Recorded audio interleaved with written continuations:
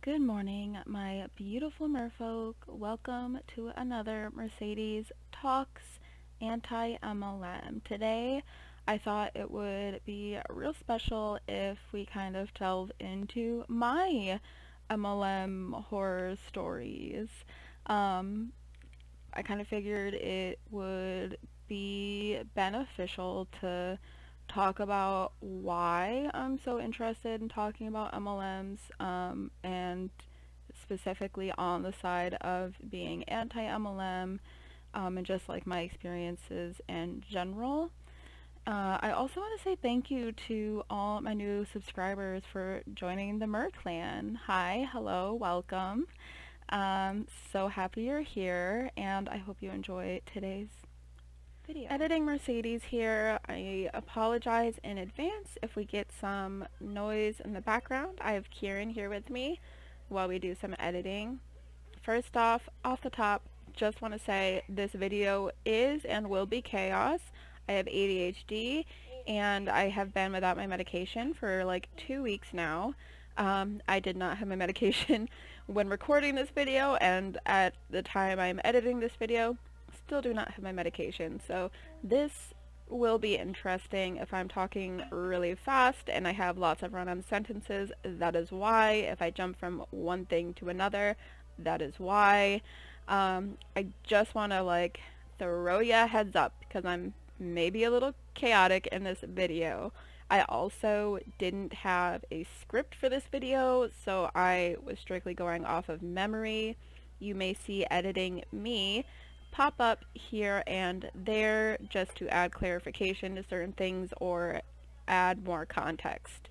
So yeah, enjoy the video. I feel like a lot of people, I grew up with MLMs around me, not really knowing what an MLM was, or like anything about it or its predatory nature, and how not so great it can be on one's bank account. But I feel like my first like real experience was my mom had a friend who she worked with who sold Avon, so we would get the Avon little we'd get a little booklet like every so often from her friends. Sometimes mom would let me pick out stuff from the Avon catalog.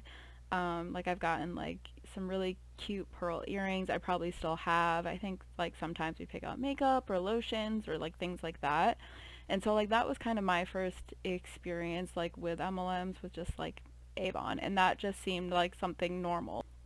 I feel like that was my first experience, and I haven't seen anybody say this, and I feel like it really needs to be mentioned. And this is not like a personal experience, but I feel like this is the way that we've all been introduced to an MLM, whether it was our first introduction or not, is if you have seen Edward Scissorhands, okay? Because the mom in Edward Scissorhands is, I believe, a Mary Kay rep. She's either Mary Kay or Avon.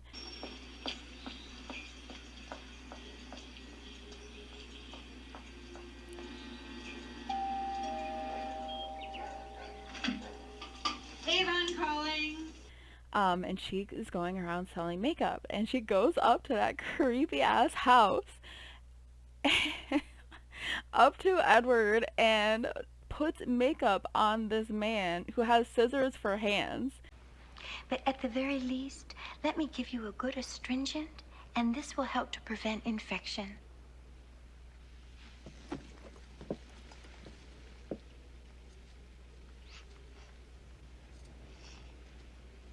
And obviously can't pay her. I think it's so hilarious. I've literally thought about this so many times because I feel like that's like the first instance that you realize how desperate someone in an MLM can actually get. I have another idea. We'll cover up the scars and start with a completely smooth surface.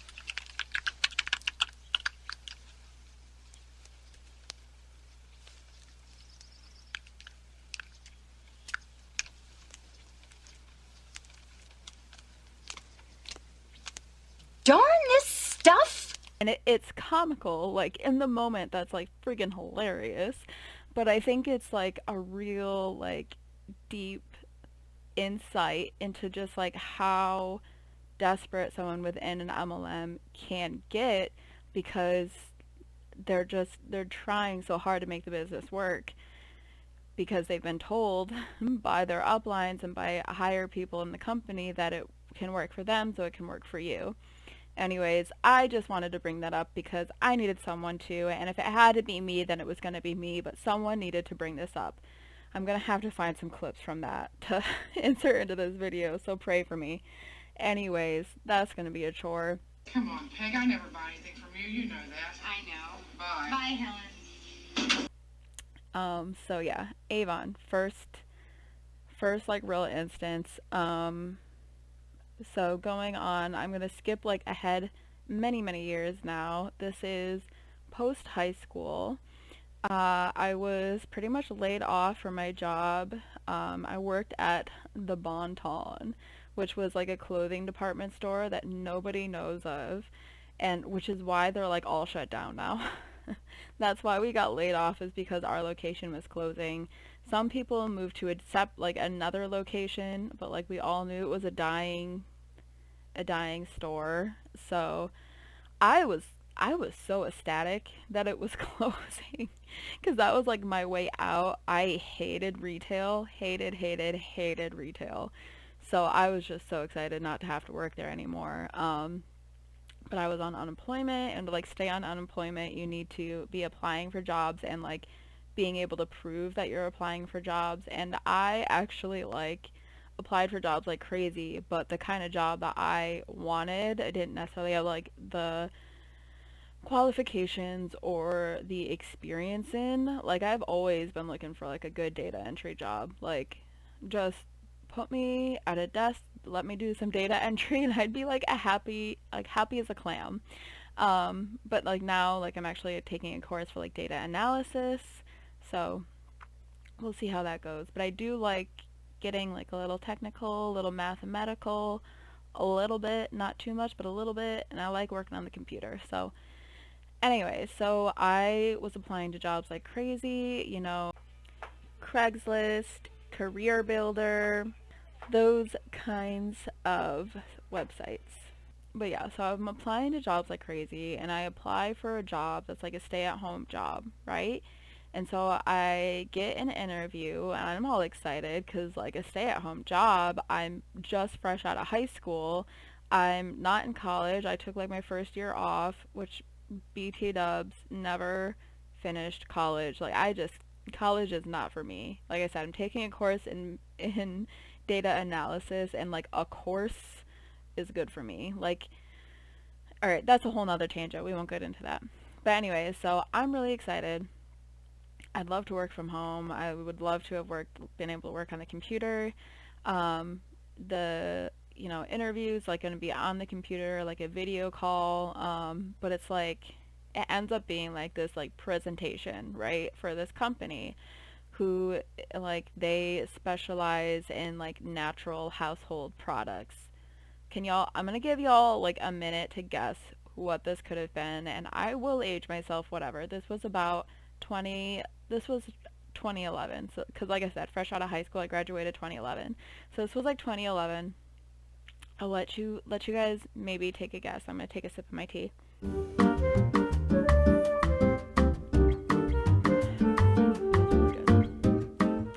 So it was for this company called Melaleuca. And basically, there was like two ways to like work this opportunity, but the way it was really pitched to me was for the recruiting. Not necessarily for the products, mostly for the recruiting. But it was, I make a commission off of you, you make a commission off anyone else that like you hire under you. So it was very much still pitched like as a job, but clearly it was like all about recruiting. So I take it because I'm 18 and dumb. And honestly, like I've always had my head in the stars. I've always been like searching for that like time freedom, like money freedom, just give me all the freedoms. Literally always had my head in the stars. Huge, huge dreamer. Um, perfect candidate to get pitched into an MLM. And like still when I hear some of the, like the opportunity calls, I'm like, man, like I know why I got sucked into it. I can see why so many other people get sucked into it. 'Cause that's just I've always been a dreamer. So I join whatever and order some of the products. Also, I've always like been really into like natural products and stuff like that. I don't know why even. Like it's not anything that like my family was super into. That was always just me. Like I remember being younger and like not wanting to take ibuprofen. I don't know why. Like I was just like I don't want to take pills, get them away from me. And now I'm an adult and I'm like I have like the slightest backache and I'm like, "Ugh, I need ibuprofen." And now I'm on medication for my ADHD and my anxiety. It's like I don't know. I don't know if that was just like a societal like thing, like out like again, it wasn't necessarily like in the household. I don't know if it was something like outside the household and like media or whatever, but like I was so like, "Oh my God, no, not harsh chemicals. Oh my God, no, not pills." Very much like the opposite of that now. The chemical thing, not completely because, you know, I like taking care of my lungs. I can't clean with tons of chemicals without like hacking up a lung, so not completely, but I'm not as intimidated by harsh chemicals because everything's a fucking chemical. Anyways, end of that tangent. So I joined, and what they had you do in Melaleuca back in 2011, because I'm an old geezer, was you would actually just like copy and paste. They had like a copy and paste job opportunity that you would post on different job boards. Um, and then, you know, they would just email you your resume. You didn't even really need to look at the resume. It didn't really matter what people's qualifications were. You just would get them, try and get them on another like opportunity call like I had been on, and then my upline would help me try to close them. I wasn't great at this because uh, I had terrible cell service. Again, this was like also 2011. So I had terrible cell service. My calls dropped like all the time. Like I think we had like almost closed somebody, recruited somebody. My like call kept dropping and yeah, it just never worked out. And I think maybe I stayed with it for 2 months before like calling it quits because the products were expensive. I hadn't recruited anybody else, and you know when you like get like your first like product pack, they did have like the pamphlets with like doing parties with your friends and family, and I was immediately like, no, that I am not doing. So yeah, I also didn't want to tell my friends and family that I was doing it, um, which is like very interesting. Obviously, like I kind of felt, I don't even know if the word like icky at the time is correct, but I didn't feel completely right about it, and I didn't really want to tell my friends and family, and I think because I didn't want anyone to tell me it was like not a good idea. So I think like in the back of my head, I knew it was a bad idea. I knew it was probably a scam, but I wanted to try it, and if it worked, I wanted to be able to like prove people preemptively wrong. But anyway, so yeah, I was in it for like 2 months and then moved on, right? Actually, you know what? This also just popped in my head when I said scam. Because again, I was out of a job, kind of desperate, and liked the idea of being able to work from home. I got recruited into another scam. This is so embarrassing, y'all. Like, I don't even know. I think I might have, I think I did tell my mom this, and I think I did tell some friends about this one. But it was like, guys, this is so embarrassing. Oh my gosh, I cannot believe I'm about to tell this story. I don't even know if I've told my husband this story. This is not even the first scam I fell for. You guys, when I tell you that I was the perfect candidate for this stuff, I am not kidding. It took me a while to recognize a scam. Like I can recognize them almost right away. It took me a long ass time. So Oh my god. So I got accepted for a job. It was another stay-at-home job, and it was like you got packages sent to your house, and you just had to like input like this information. Then you sent the package to like its next location. Y'all, they were like, I think like smuggling, or like it was something about it was illegal, y'all. This was not legal. The post office almost came after me. They were like, if you accept this package, I had done a few packages. I never got paid when I was supposed to. I had already done a few packages, and they're like, if you accept this package, then you are a part of this illegal scheme, and you, Missy, are gonna be in trouble. And I was like, oh I was like, no, I don't know what I'm doing. I'm 18. I'm young and dumb. Please. Oh my god. But I had documented everything, everything. So I tucked everything that I had, like all the previous postage I had kept. I took pictures of everything that I got. I like tucked all that into the package, and then the next time the mailman came back, I was like, I don't want this package. I don't want it. I don't want it.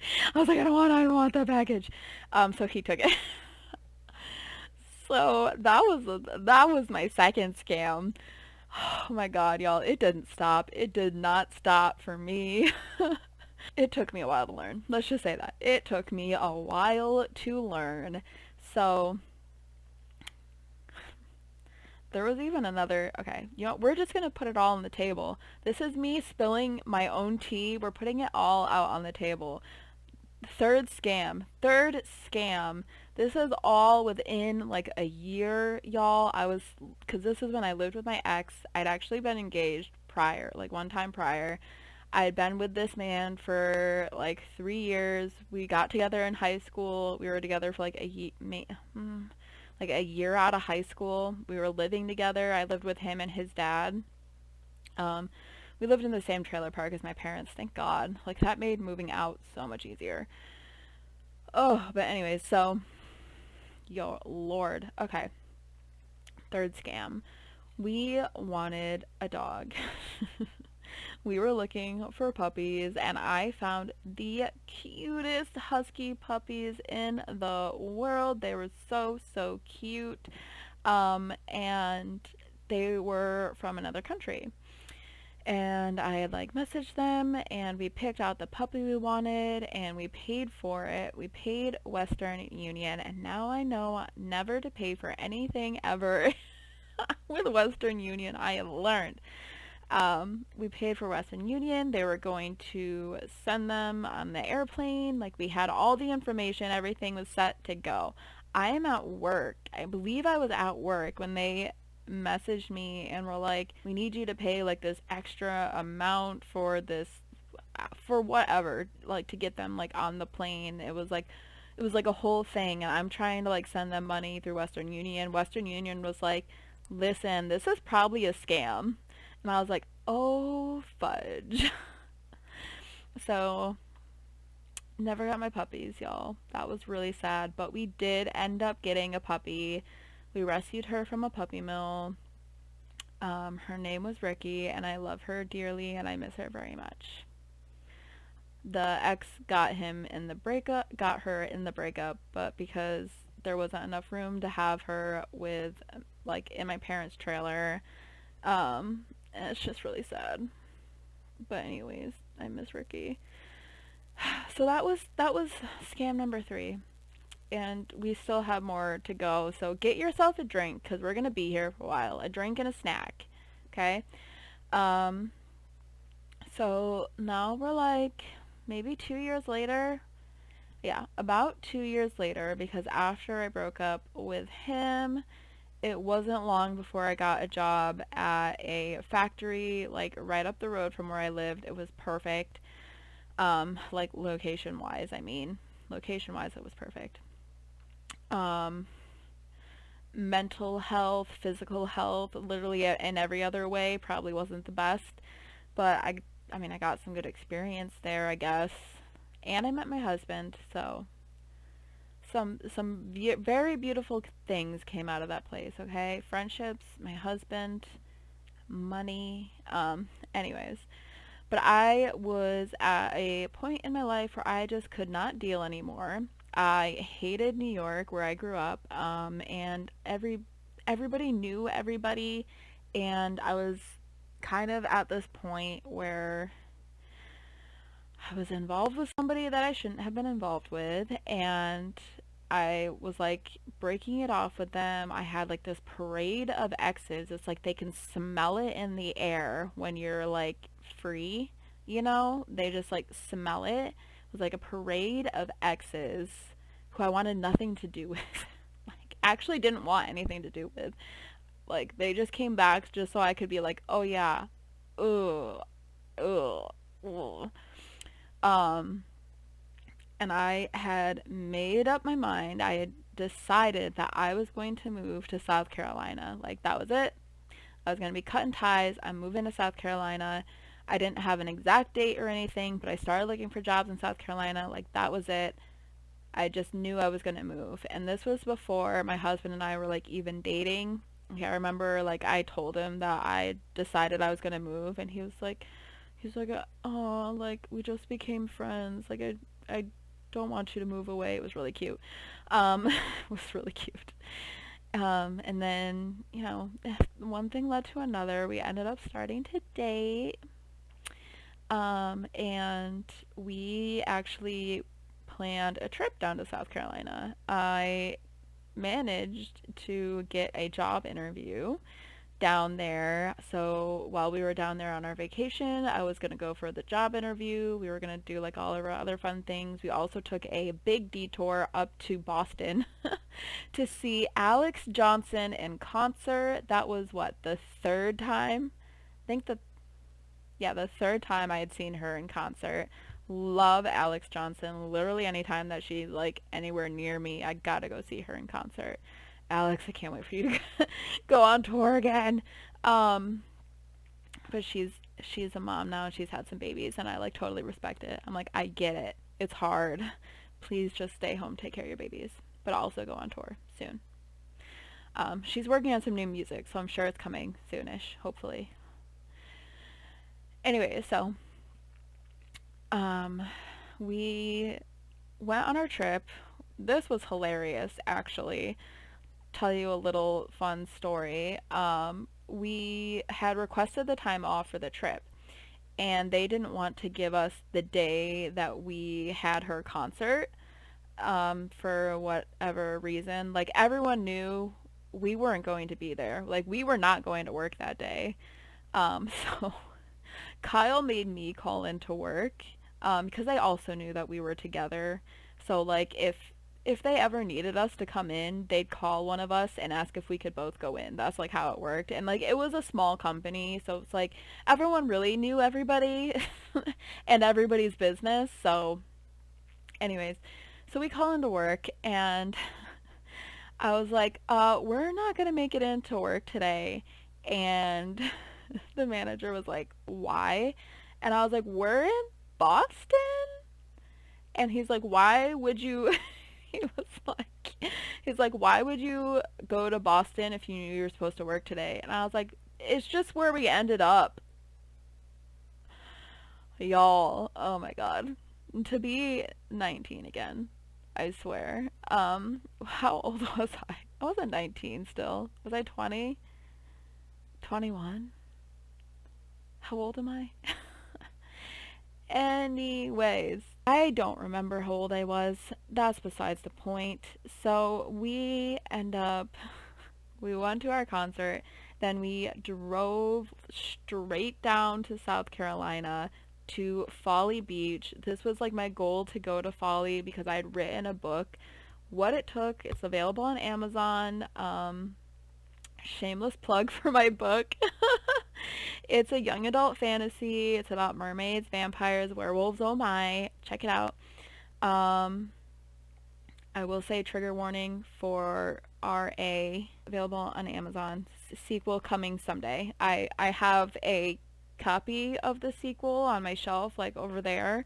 There's just like a few minor tweaks that I really want to do before I put it out, and I wanted to have money to like actually like promote it. So That's a whole nother thing. But so it was like really important to me to like go to Folly Beach and like physically be where I set the book. So that's like what we did. We drove straight through. We were at Folly Beach like first thing that morning. It was amazing, honestly. It was just like bliss. And like that day, like we kind of knew that we wanted to live there at some point. So um we did like all the touristy things. I got ready for like my big interview. I had this like really super cute dress that I wore to the interview. The office was, I don't really know how to describe this, like where it was, but you had to like walk up to that office and like actually like right next to them was an unemployment office. This will come up later. Put a pin in that. Um, Anyway, so I go there for my interview, and it's basically what's pitched to me is like door to door sales. And I'm like, I literally hate everything about this, but I'm latching on as just like a reason to move to South Carolina. Like, I'd already made up my mind that this is where I want to live. Um, so I guess I was just like, if I have a job here, then I have more of a reason to like come down here. So it was door to door sales. I knew that. And I was just like, sure, whatever. Even though I have terrible anxiety and I absolutely hate sales, I decide that this is what I'm gonna do. But anyways, I have the interview. They accept me for the position while I'm still in South Carolina. We weren't there that long. Like maybe like a few days. I don't even think we were there like a full week. So um they like hire me pretty quick. I want that to like be noted because that's like pretty important that they hired me pretty dang quick. But they also knew that I didn't live in South Carolina, which I find now to be so effed up. So they knew I didn't live in South Carolina. They asked when I could start, and I was like, in a month. And so we moved to South Carolina in literally a month. We quit our jobs. We had found an apartment. It was really hard to find apartments when you can't like physically go down there to look. It's really hard to look for apartments when you're not actually down there to like physically go look at apartments. And like in this time, it was still hard to do that kind of stuff online. Like I think, especially with COVID, like everything's so much easier to like do when you're not there. Um, but we found an apartment online, one that like did short leases. So we knew that like if anything were to happen, we had an out. So we did like a 3-month lease with this for this apartment, and we were moving down on a Saturday. We were moving down on a Saturday. They knew the date that we were moving down. His parents helped us move from New York down to South Carolina. We had packed up all our stuff. We moved like to move down there. Thankfully, his parents were going to be like staying down there for a little bit because they were like, well, like let's turn this into a little trip. We're going down to South Carolina. Like let's do the thing. Um, we get down there to move in, and the office for the apartments are closed. So we can't even move in till Monday. So we end up staying in the hotel with his parents, which was like, we still had a lot of fun. We got to do some touristy things while we were there with his parents. And then I had to work like first thing Monday morning. So they like dropped me off at work first thing Monday morning, and then while I'm at work, him and his parents were like unpacking and putting everything into the apartment. So I go to work at this company. I wish I could tell you the name, but here's the reason why I cannot tell you the name of this company. I do not want to get in trouble. Like I actually don't know how much of this like I can say. Like I'm really afraid. Oh, I'm a little afraid. Because I don't want to get in trouble. I don't have any money. I'm very broke. Nobody sue me. But they are not direct directly working for a huge, giant internet and phone service company. I'll leave it at that. You can take your own guesses as to who it is. I did not say, but they're huge. But that's who they worked for, and that's what we were selling. We were selling one of their like internet and cable packages. Um, but they did not work directly for them. Okay, very very important. And it's like everything I've ever learned about an MLM, and I was like, oh my, like literally it was a mind-blowing moment when I started watching anti-MLM content that I realized I was in an MLM for a major internet and cable provider. So the company that I worked for was like a branch under whoever, under whoever, under whoever, and it was kind of like you worked your way up the ranks, and then eventually you went out and you opened your own location and your own business name and your own office, and then did it all again, and then somebody else opens and somebody else opens and somebody else and somebody else, somebody else, somebody else. That's how that worked. And when I went there, the like main woman, the one who like owned this location, she was not there. She was, her and this guy like did a swap, I guess. So they were like like training each other's teams, or like kind of like I don't know. But all I kept hearing while she was away was, oh my gosh, wait till she comes back. She is amazing. You're gonna love her. Blah, blah, blah. It was like they worshiped the very ground she walked on. And so when I eventually did meet her, I was like, what's so amazing about her? And also, she never really seemed to like care or to like take an interest in like me. I don't know. And I just got like weird vibes off of her. So we had some other guy, like my first week there, who was like training our team, I guess, and he like we went into the office like starting at like 6 a.m. and we started in the office. We would kind of like sometimes do some activities, sometimes he would talk, um, it, sometimes we would just like practice our pitches, do some training, that kind of stuff. And then probably, I don't remember if we were there like 6 to 7 or like 6 to 8, how long exactly we were there, but then we would drive off, and we were provided like a list of leads, like house addresses, and we would just go knocking on people's doors or ringing people's doorbells, asking.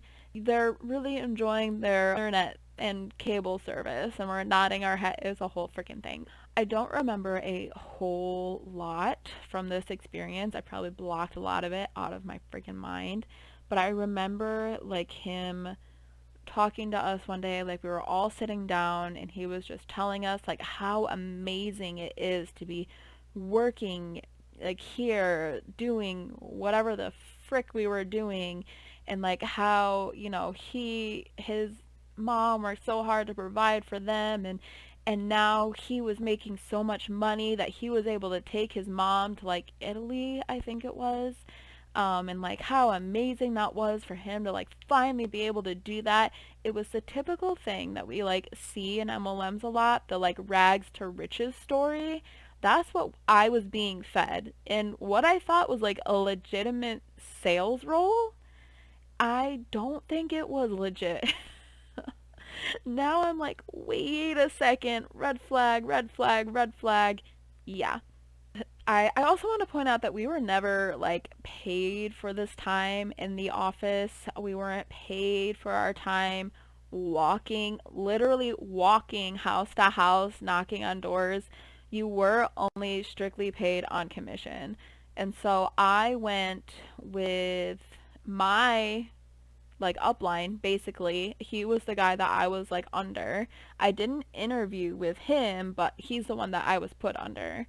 Um, I think I was his first. I think the one like really cool thing about working with him though was getting to like eat out.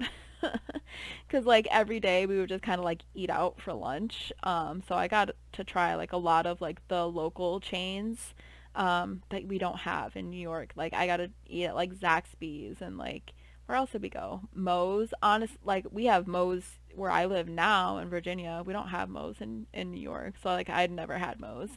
And the first time I had Moe's, I was like, this is the most overrated thing in the world. I was like, these are expensive tacos. Oh my god. Anyways, um, but it was so bizarre because we would walk door to door trying to sell our internet and cable services. But the like really weird thing is that what we would do when we like did sell our internet and like cable service was they used the lines that were already in the house and like just like switch them over to ours, like not the lines themselves. We're not switching the lines over, we just switched over the provider basically. Like it's all the same internet cable lines, which is like fine. But I remember like so specifically walking with my upline. I'm just gonna keep calling him my upline. Walking with my upline, and there was like a cable like sticking out of the ground, and he was like, "Oh, that's probably the competitor's cable because they suck." Blah blah blah, and he's like kicking it, and I'm like, "We use their cables. That doesn't make any sense." What? So nothing here like ever made sense. But I trained with him for a few days. And then I like kind of like bounced around. I trained with like a couple other people as well. And we did some like we worked on like sales like tactics, like mirroring. So like if they're crossing their arms, you cross their arms, like that kind of thing, mirroring them. Using the like Jones's tactic, like, oh well, we just signed up your neighbor Susie down the street. She loves her service, that kind of thing. Um, yeah, just like all, like literally any sales tactic you could think of is what we were taught. And I am someone who learns really well and I can teach other people really well, but I can't always do really well. So like this, I don't like sales. I've said this already. But I remember they had brought in some new recruits and like everyone had a meeting and I like me and the other like new recruits weren't invited, so they like just told us to like do some like practicing or whatever. So I'm like that at this point I'm like a week in like helping some of like some fresh newbies learn what the frick we're doing. I don't know what I'm doing. Anyways, it was so bizarre. I feel really bad too because there were some people that like I really liked. I really had liked my upline and I really liked his girlfriend and he had invited us like over, me and Kyle over one night, and there was like other, the other people who worked with us there and their like spouses or whatever. And I just remember the girls talking about like how annoying it was, how long their guys were out for because again we were in the office at like 6 a.m. and we didn't get home until like I don't know, it was late when we got home because we would be knocking on doors until it started to get dark outside. Then we would go back to the office to talk about like how well we did that day, and we'd still be at the office for like another hour. It would be like 9 o'clock probably by the time we were coming home. And again, the only time that they were getting paid was for commission. So the literally only way that you made money was on sales. Um, and and the way that worked was you had to call it like into corporate, I think, and like give them the information and then they like put the sale through. I don't know, it was so weird. But so I remember they were complaining about it because it was so many hours. It was like every freaking day. Um, and then before the guys can really say anything, they're like, "Oh, I know. It's the opportunity." And like that really sticks out in my head, like especially now. Again, I consume a lot of anti-MLM content, and the idea that it's not like the job, it's the opportunity, because it's the opportunity that we could be making lots of money and eventually have our own freedom, eventually be able to go take our moms to Italy kind of thing. Um, and so yeah, that really sticks out to me. And then there was one girl who I really, really liked. Like, I adored her. Like, she reminded me of another friend that I had had back at home who like didn't live there anymore, so I hadn't seen in like a few years. She reminded me of her so much, but she was shorter than me, and she was like really tough and just but also so sweet. And I still, like, if I were to see her today, I'd be like, "Oh my God, I love you." Like, she was just so sweet, but like I knew that if I ever left the company, she would no longer be my friend because she was so like, I'm gonna say brainwashed into the company. Like, this was it for her. Like, she was going to make this work. And I remember us girls would talk about, like, when I would eventually go out on my own, how you have to be tough because we're women walking up to strangers' houses, and that it's gonna be inevitable that men are gonna like hit on you and be like super inappropriate with you, which is effed up on its own. That's even something that we need to worry about. um, but she was like, you got to be tough. And I mean, this girl was tough. Like, I would never want to mess with her. Um, but that always makes me sad because I adored her, and I knew that the moment I left, I would never hear from her again. And I didn't. I never heard from her again, but I adore her sweet little everything.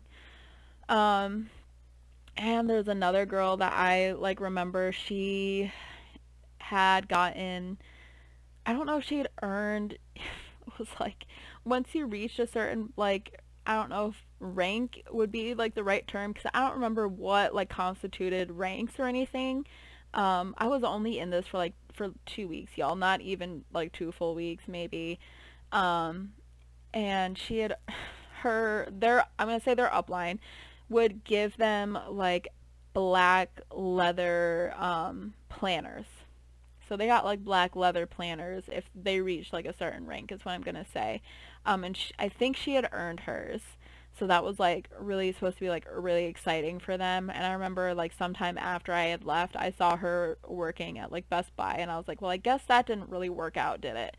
No shame to her. Like, it's not her fault. That's literally the way it's designed. It's got to work for some people so that the scam works, but it does not work for most people. I got to the point where I was going to be on my own. And first of all, I didn't have my own car, I didn't have my own vehicle, which they were like, this is probably fine. Like, you can probably ride with somebody else, like, who's working, like, at a similar area.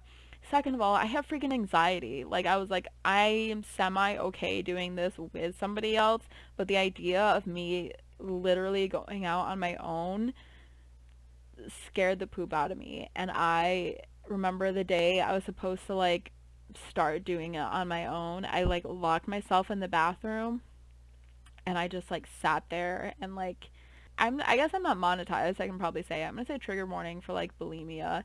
I myself am not, but I just didn't know if this story would trigger anybody, so I'm gonna put it out there. But I was just sitting in the bathroom. I was like completely like overtaken with my anxiety. I have like really bad just like social anxiety like too, and just like interacting with people, like especially like strangers, and just like, yeah. Um, and one of the girls had like knocked on the door and asked if I was okay or if like I was getting sick in there, and I was like, yeah, I'm getting sick in here. And then I spent like the next however long like actually just trying to make myself throw up because I didn't want to like lie necessarily. I felt like I had to have like the most legitimate excuse to get out of this situation. I was like, I have to actually physically make myself sick, or like I'm not going to be able to go home, was kind of how my brain was working. Like, I didn't think that I could just leave.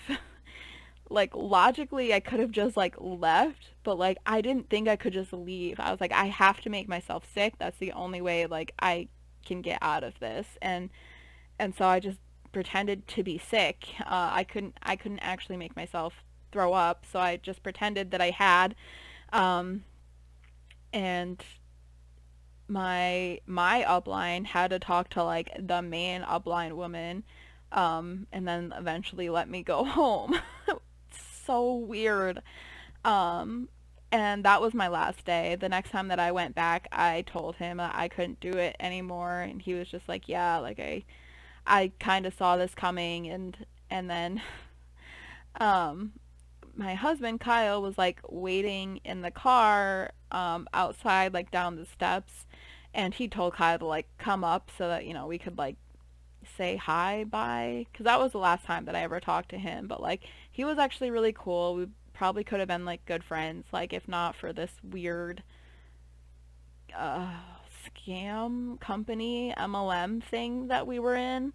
I quit and then walked right into the to the unemployment office.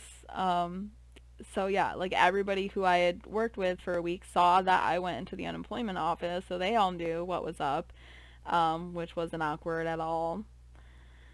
And I don't remember this at all. I think I like probably blocked this out because I have just got that really healthy way of coping with things where I just try really hard to forget them, and then I do. I know, super healthy. Um, but Kyle had said, like, the woman at the unemployment office, she was just mean. She was just mean. But apparently, like, kind of told her, like, my situation while I was looking for a job. And she was like, well, that was dumb. Like, I guess she said something about it being stupid that, like, that's why we moved down here, like, down to South Carolina or whatever. But, um, like I said, like I had always wanted to move south, and I had like already made up my mind that I was moving to South Carolina, and I think I really just used like the job slash opportunity slash whatever as an excuse to move. So that, long story short, uh that was the end of that one. But naturally, that was not the end of my scam stories in South Carolina, because your girl, just loves a good scam. So while we were looking for new jobs, Kyle and I, continued to apply to jobs even though we were working with a temp agency. So I'm still applying for jobs in our spare time, and I find this like at home remote to get started. And this was like sort of like a test too, I think. Like I'm not officially hired until I do this task that he has tasked me with. He sends me a check in the mail, and I'm supposed to cash the check and find a like conference room for him to book for like this big meeting, and this all needs to be done like ASAP. Cash the check, book the room as soon as possible. So I mean I was looking for like rooms to like book, but was very uncomfortable with the whole situation, and he was like very insistent on the urgency. And like I showed Kyle the check, I was like, he sent me like a real check. I did not try to cash it. We were trying to like look more into it, and we looked and saw that it was a like somewhat known scam. They try and get you to cash this check, and then you spend the money, and then you're like out that money.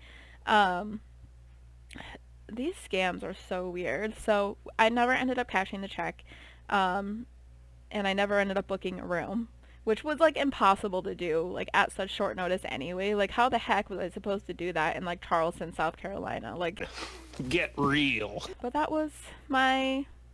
How many scams are we up to? And now we shall move on. And just to keep everyone's like mind at ease, Kyle had gotten like a job that turned into like a fairly decent opportunity. It would have been like a bigger opportunity for him to like keep moving up, and then his boss got moved, and it turned out fine because we ended up here in Virginia, and he is an electrician now. Everything's fine. I was working at a gym for a little while, and then I got a job with a publishing company for a while. So that was cool. Great experience there. Also made lifetime friendships. Oh, you know what? I totally skipped. I've been to one of those Mary Kay bridal parties. Really is not an exciting story. I think they got my name from I had visited a bridal shop. Literally hated my experience there. I ended up getting like a $70-$80 dress off of Wish, and that was my wedding dress. So, but I think they got my name from Dave and Bridal. They got my name from there. And I was invited to like a like whatever, like makeover, whatever for like brides to be. And so I invited one of my bridesmaids and like her bestie, so our like mutual friend, and it turned out to be like a Mary Kay party. And I hated the Mary Kay products. I don't wear makeup first of all, so really not for me at all, and it made me break out. So now we're gonna move on to after we move to Virginia. And my sister-in-law, she was selling with Rodan and Fields. So she had had a party like shortly after we moved to Virginia, and she invited, me and my mother-in-law.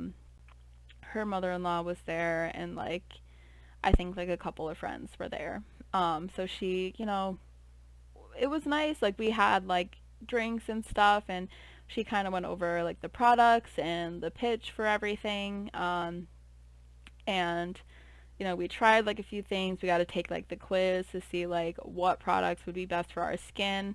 And I actually think it's funny, like thinking back on it now, because like the woman who started Rodan and like the woman who started Rodan and Fields had previously worked at Proactive, right? And I had tried Proactive like many years ago, and it made me break out. And actually, when I tried to like call to cancel because they just put you like on auto ship, some of these companies were so scammy like back then. Oh my god. But they just put you on like auto ship.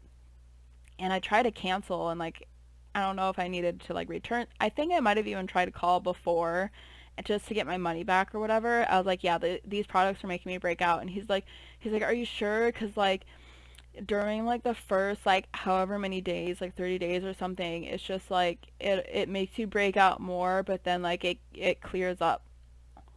No, that's not how skincare works, bro. No. Anyways, return my Proactive stuff. But like for some reason this was a selling point to me with Rodan and Fields, because I was like, well, maybe if they left Proactive, they did it to because they wanted to do it better, because Proactive sucks. So, in my opinion, per my experience, it did not work with my face. Maybe it works for other people. Did not work for me. Anyways, but yeah, for some reason that was a selling point for me, and I was really looking to for skincare for acne because before we moved to South Carolina, and really I'd like pretty much cleared up after that, but I still like, would have the occasional breakout. But I found out that I have a gluten intolerance, and before we moved to South Carolina, it was so bad that like I was just like covered in zits. Like that's one of the ways that like my intolerance like shows up. Um, is I'll break out, I blow, I'll just have like severe pain. It's not fun. But anyways, so I at the time was looking for like acne like skincare. So I like took the quiz, and I did like end up putting in an order for like a whole like the whole line of products, So I had like my all my skincare. It wasn't like super cheap, but like it seemed to work really well, so I would do it every day. And I did it for like I don't know how long that I had actually been ordering for, but I'm pretty sure I at least ordered 2 months. And because I remember that I had like bought some for my mom to try, because I was like, it really works. And after using it for a while, I realized that it was bleaching my skin. Yeah, I'm brown. If you can't tell, I'm not a white person, I am brown. And it was winter, so in the winter my skin tone does get a little bit lighter. I think that is just because I am mixed and like I do have a lighter complexion. So in the winter I tend to get a little lighter. In the summer I tend to get darker. But it didn't seem like my normal winter color. Like my face was turning white. Yeah, that's not right. So that I was done with Rodan and Fields after that.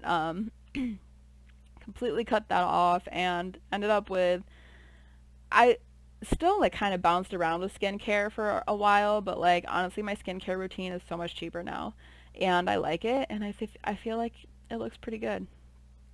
So, yeah, I'd love to say that was the end, but that is not the end of my stories. If you can't believe it, this video has been almost an hour.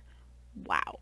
So after that, um, I was working for a like bank, but I wasn't working like in the bank. I was working in like one of their offices, kind of working with applications, but more on like the verification side of things. Like I verified documents and like income and things like that. I know as I'm saying it, I'm getting like really excited. Like that is so my jam. Anyways, I'm such a nerd. Uh, so that's what I was doing, and I got pregnant with Kiara, and I knew that I wanted to be a stay-at-home mom. So I was trying to like find ways that I could work from home. And so I found this article actually that was like listing off like different ways that like you can make money from home. And one of them, naturally, of course, because this totally works for most of the people and 99% of the people don't lose money. Um, One of the ways was to start your own business with a multi-level marketing company. They might have called it a direct selling company in the article. I wish I could remember the article. But that's when I like found Beachbody.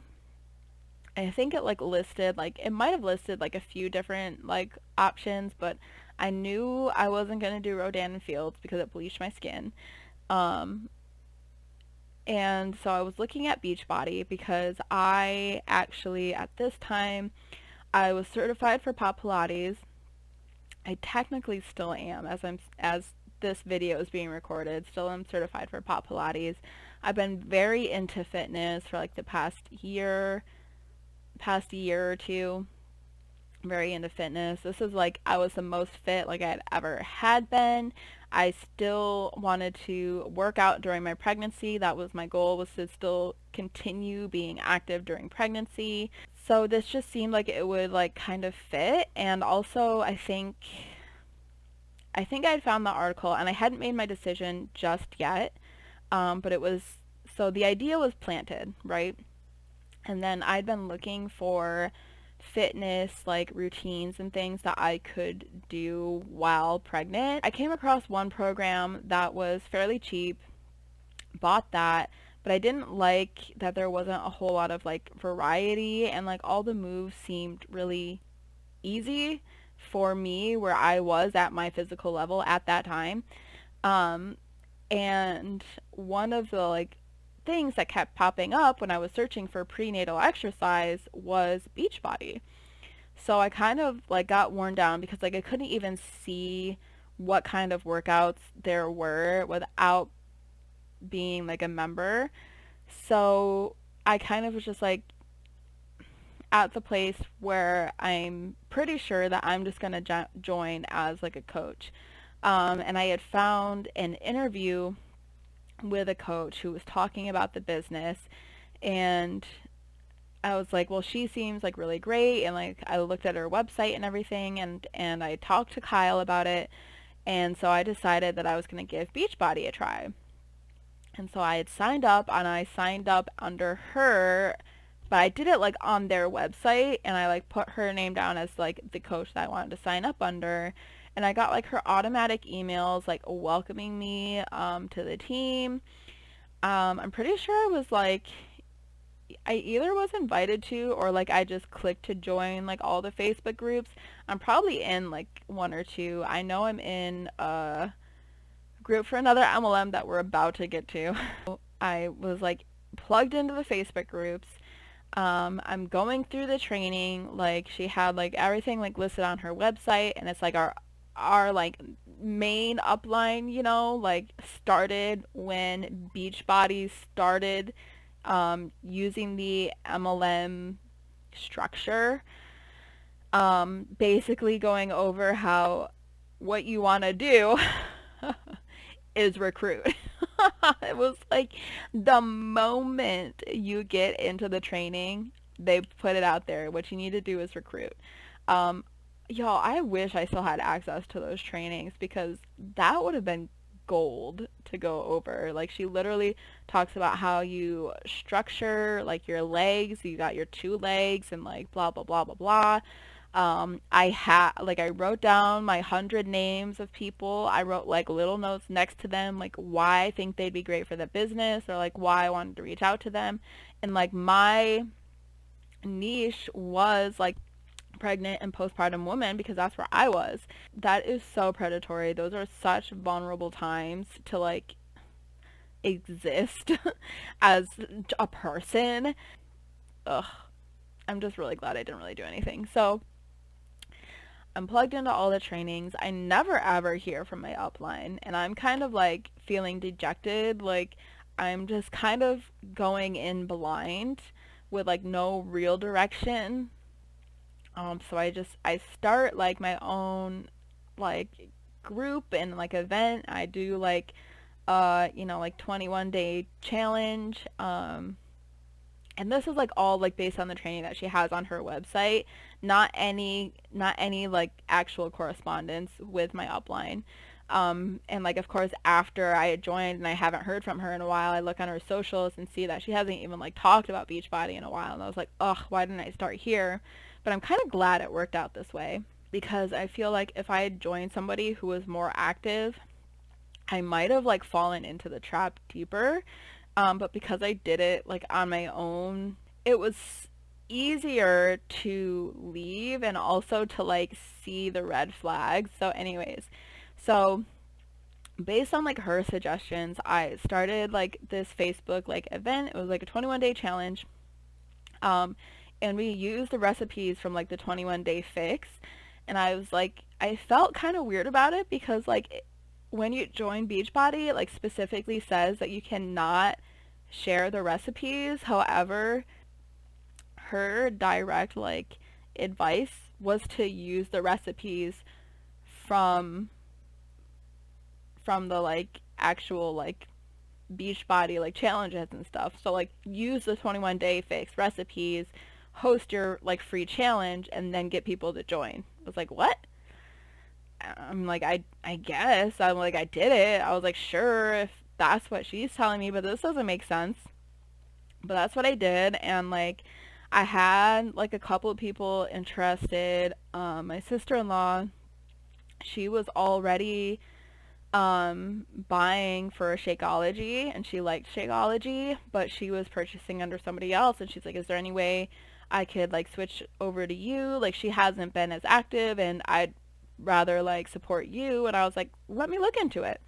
Um, and I realized that it was like nearly impossible to switch coaches, which I can understand. That way you don't like hop like, and it's maybe harder to like get people from one team to a different team and like cross recruit within the company.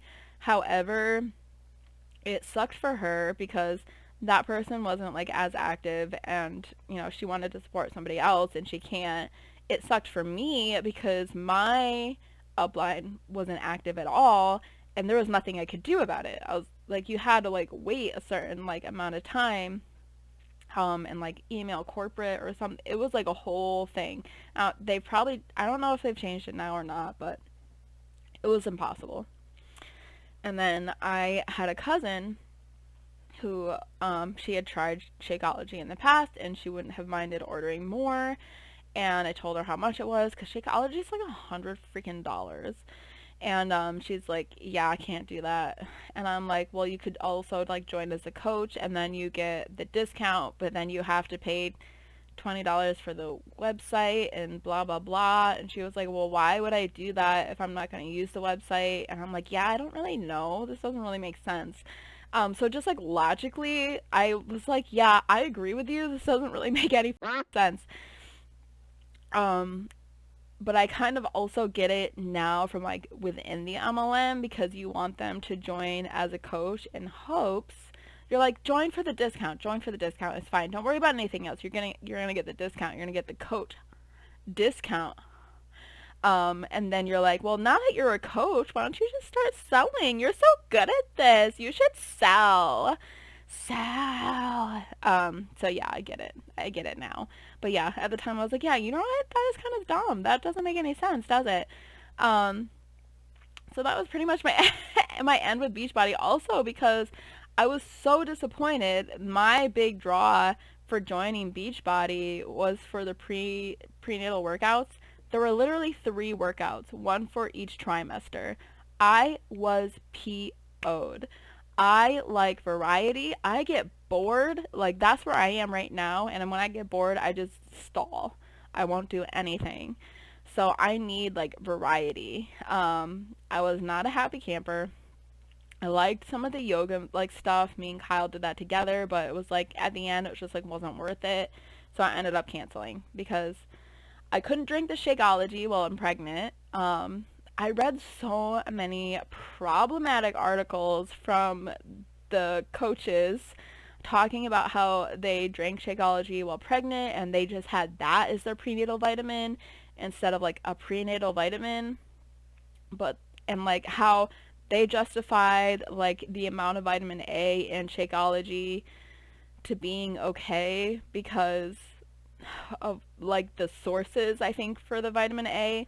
But I, first of all, was not taking a risk with my daughter for having way too much vitamin A, because vitamin A is a fat soluble vitamin, so if you have too much of it, your body's not disposing it, it's storing it. And yeah, so there's I maybe I'll put it in a text what vitamin A like does, or what the concern is for having too much vitamin A during pregnancy. But I was like not taking the risk, and I was actually taking the vegan um Shakeology, and I think once the whole time I did finally take a full vegan Shakeology like packet. I just had the packets.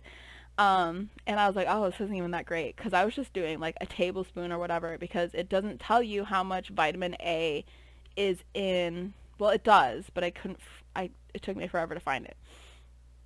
It doesn't tell you like all the vitamins that are in the vegan one. And they're like, we don't have to, but they do legally have to tell you how much vitamin A is in it, and I think it's like 10%. It's not a lot that was in the vegan shake, but it was like a whole, it was like a whole thing. And by the time I finally figured it out, I was like done with it anyway. Um, but that was like my experience, and I did do like the messaging, like my friends and family. I don't remember how many people like I actually like messaged, but I did like message a few people, and I have that list of 100 names in a notebook because I never throw anything away. But every time I like happen across it, I'm like, oh, cringe. Oh, it's the worst. Editing Mercedes is here. I'm back. Hopefully the last time in this video, as I am finally almost done with this. But before we move on from Beachbody, there were a few things that I wanted to add. So I guess we'll start with like the last part that I was talking about, which was the vitamin A, and how Shakeology actually, like the regular Shakeology, had 100% vitamin A in it. And I have seen a couple different resources saying that the concern with vitamin A is more so the created vitamin A that you get in a supplement versus a food source vitamin A. However, I also saw that there isn't that much study on this naturally. Um, it's unfortunate, we just don't have a lot of studies on pregnant women for different supplements, but the main reason of that being is ethics.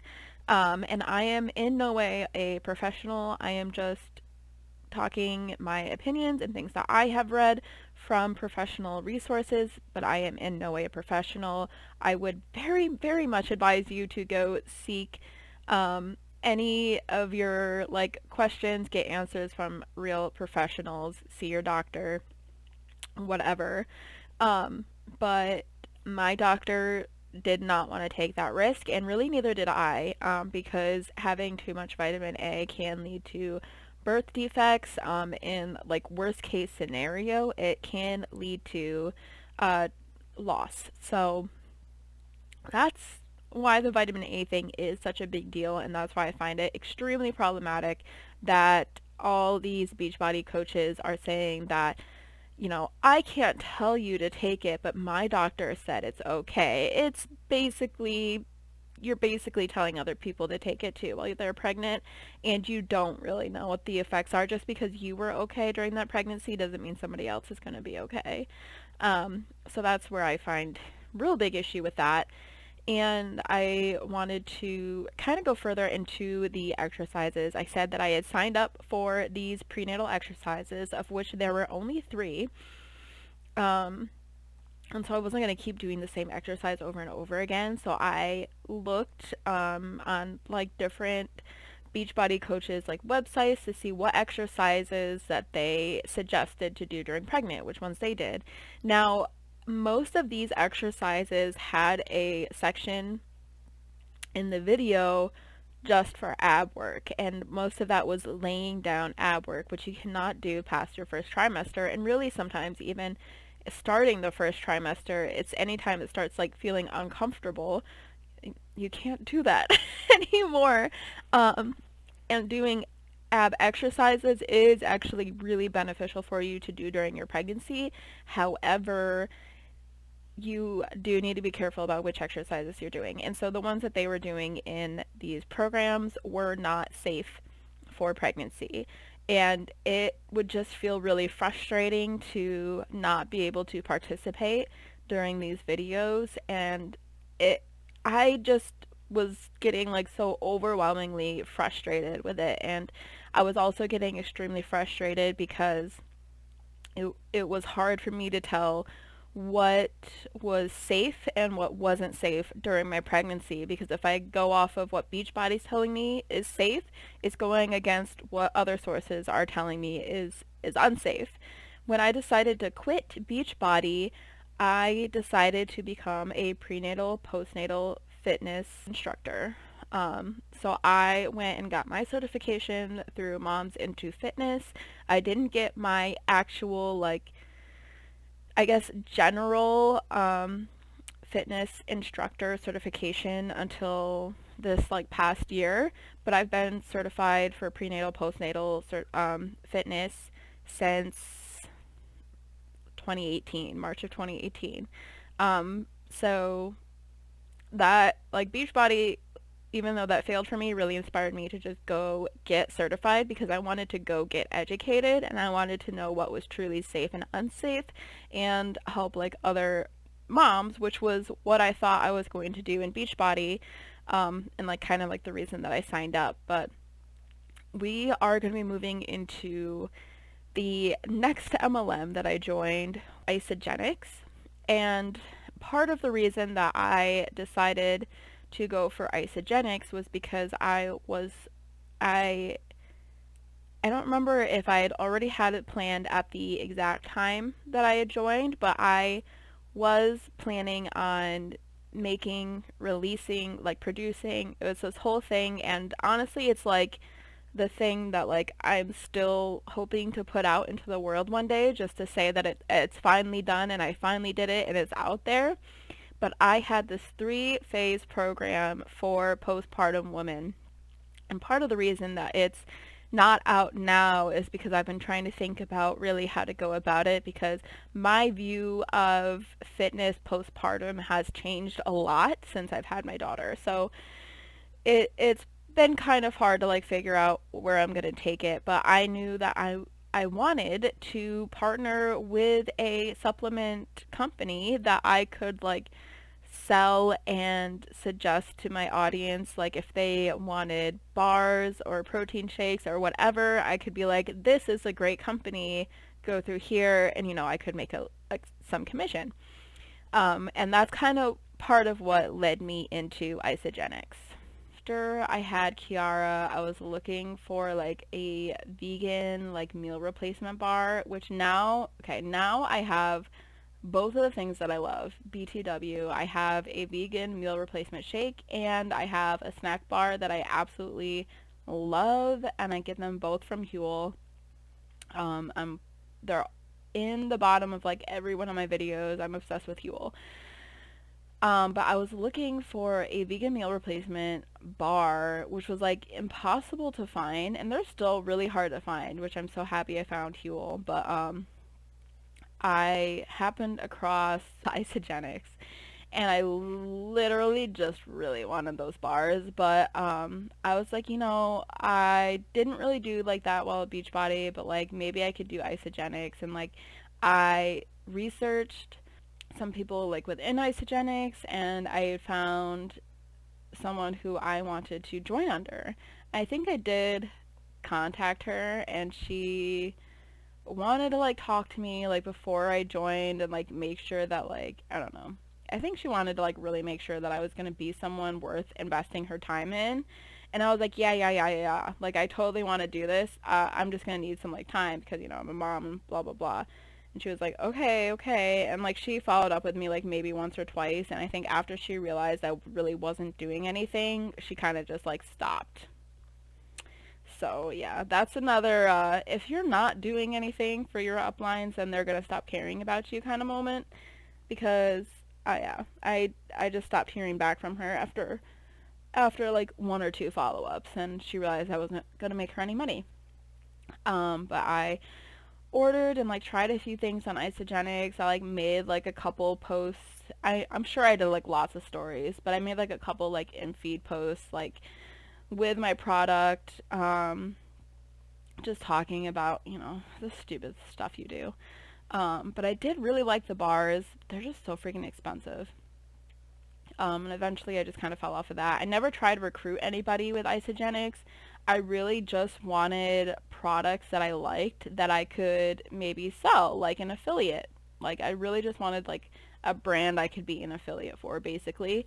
And that was like right at the cusp of me starting like my influencing career. So I think once I like got into that too, it just didn't ever seem to make sense to join an MLM. And I'm not that big into like actually selling. So what I've always enjoyed about like being an influencer is you are paid more for like the advertisement and to create brand awareness, which I like doing, and I love being creative and like getting to create like beautiful pictures or posts or videos, etc., versus like trying really hard to like sell a product that tons of other people are selling. But anyways, my last stint with MLM, I have talked about this in a few previous videos, specifically in the video where I'm begging other influencers to stop promoting MLM companies. Was with Monet, and I guess I've still had like brushes with a few other ones, but I think I technically am still a market partner because I haven't like officially canceled, but I don't have an auto ship either, so I'm just like kind of waiting to like expire, honestly. Because they made me like pay again to be active because I had let it expire, and I just wanted my hair, I just wanted my shampoo and conditioner. God damn.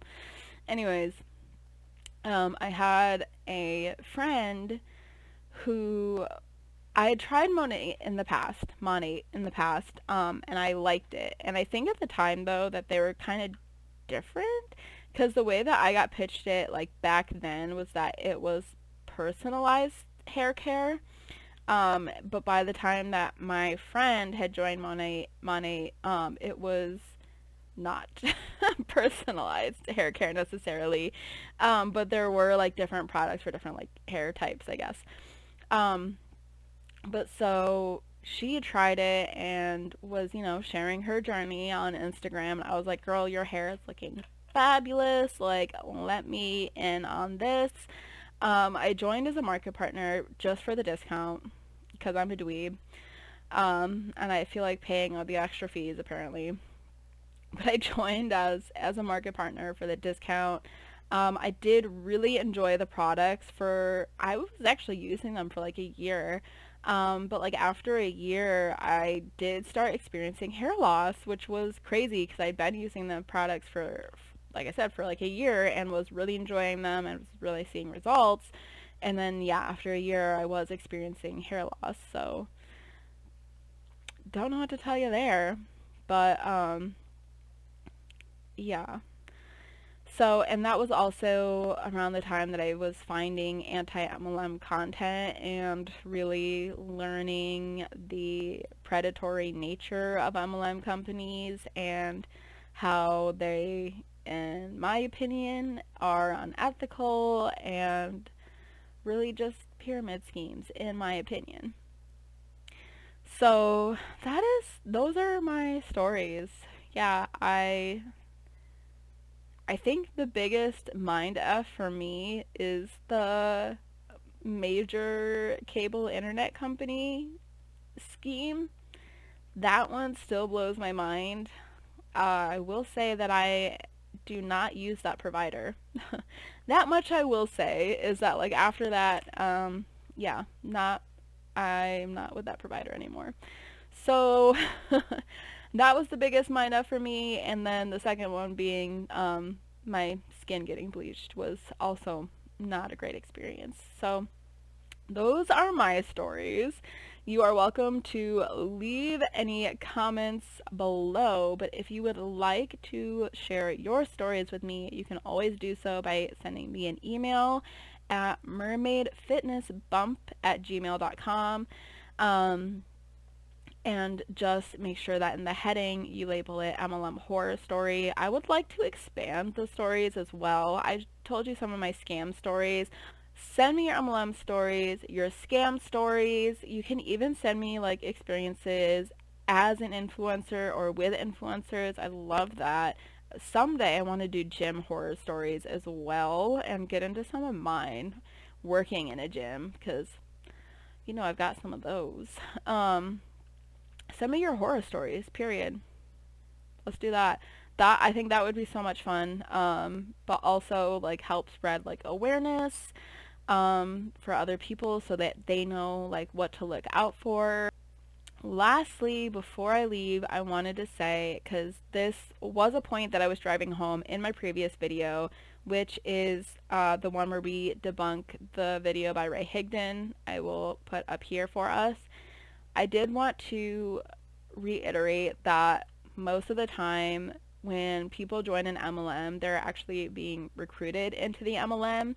And I went through my stories, and I think it was really important. The reason that I started like from my like first like experience to like now, I feel like was really important because you kind of see where I was recruited in the beginning, and then later was kind of like searching and like reaching out to them. But I think because of that like those first experiences where I was recruited and like in my head it became like normalized, and I also just continue to see it as being this big wonderful opportunity that worked for people. It just never worked for me in the past.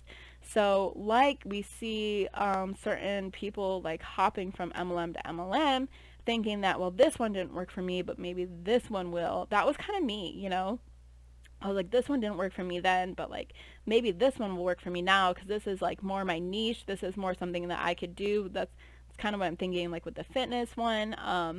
When I joined Beachbody or Isogenics, I was like, well, this will like fit so easy with like my niche and like what I'm doing right now.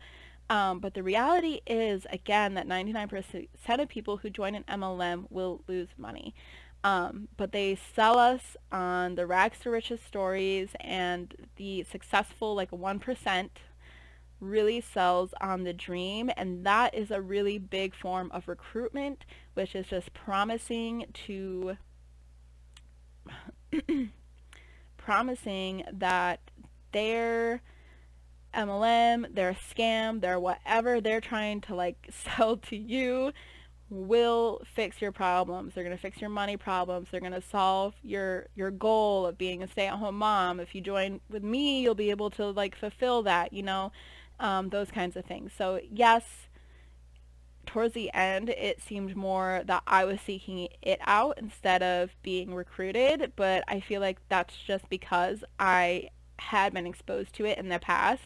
Those recruitment techniques, I mean, they stick with you unless you like have like too bad of an experience. And like I said, I just don't learn right away, so I take a little while. I have to make mistakes multiple times before I learn, and that's just the way I am.